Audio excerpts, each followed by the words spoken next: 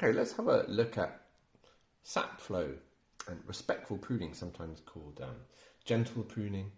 If you see Simonite, Marco Simonite, he's the sort of face of it at the moment.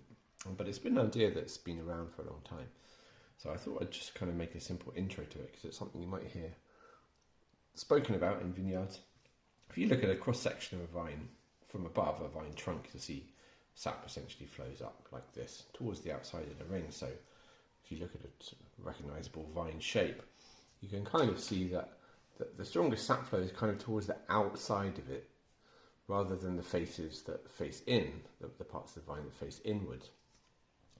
So that's a kind of starting point to think about. It's naturally strong sap flow.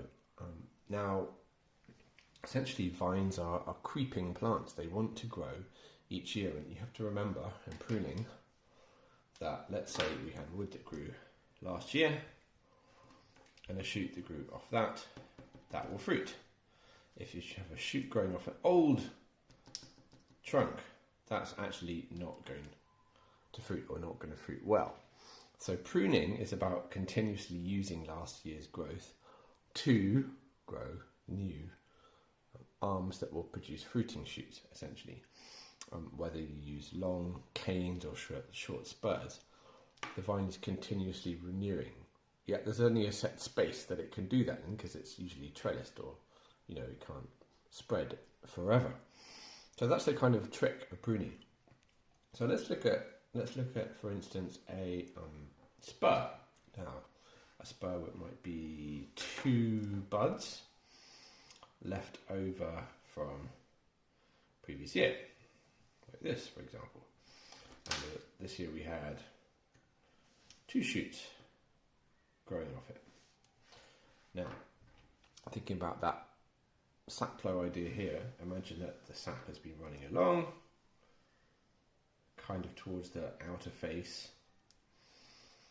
Essentially, if we're going to choose one of those next year, become the spur that we're going to use next year, it's kind of better to use this one.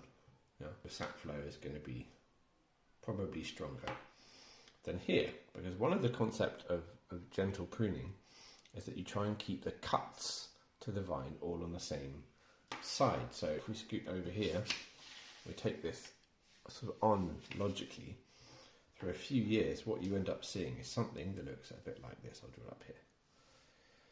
Sort of starts to look like this in a sort of Simonite system, where, and this is last year's, about here maybe, up here. So this grew last year, this grew the year before that grew the year before that, and this year's growth is here with fruit on it. Okay. And the sap flow is continuing down there, okay, rather than being drawn up here, because what happens when you cut is that you interrupt sap flow.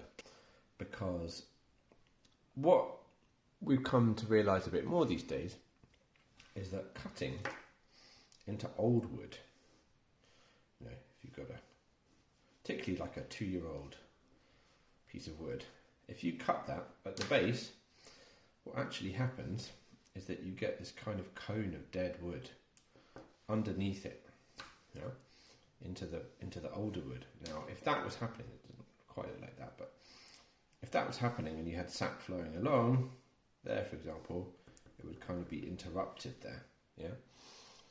So you try and keep all your cuts to one side so that the sap can flow nicely on the other side of the vine.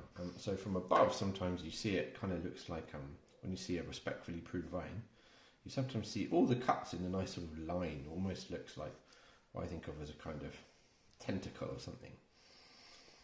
And that's as opposed to a kind of old school pruning methodology, certainly the sort of thing I learned a bit of that when I started pruning a few vines, which if you go back to, some of perhaps the shape I was, something like that, with perhaps less good sap flow there, is that you might sort of start taking renewals from this area or this here, that area there, or like cutting on one side and then on the other side and then on the next side this here, and basically creating an uneven sap flow that long term creates a major problem, because what it does is weaken the vine, but also as you keep having to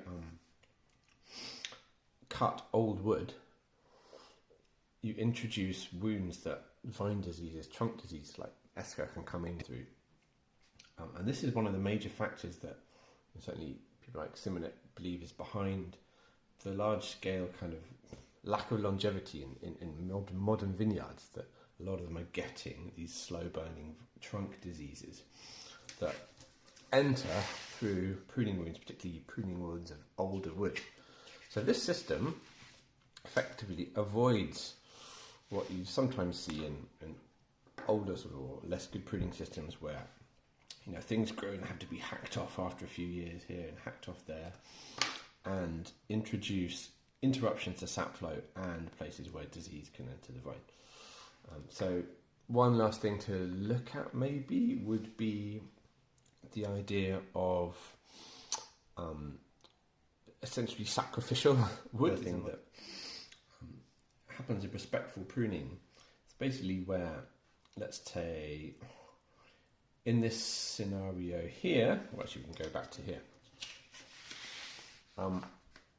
When you cut that this year, so you cut that there, you don't cut it all the way down here, you cut it there, because this is going to see some of that desiccation there, and it's not going to interrupt the sap flow here.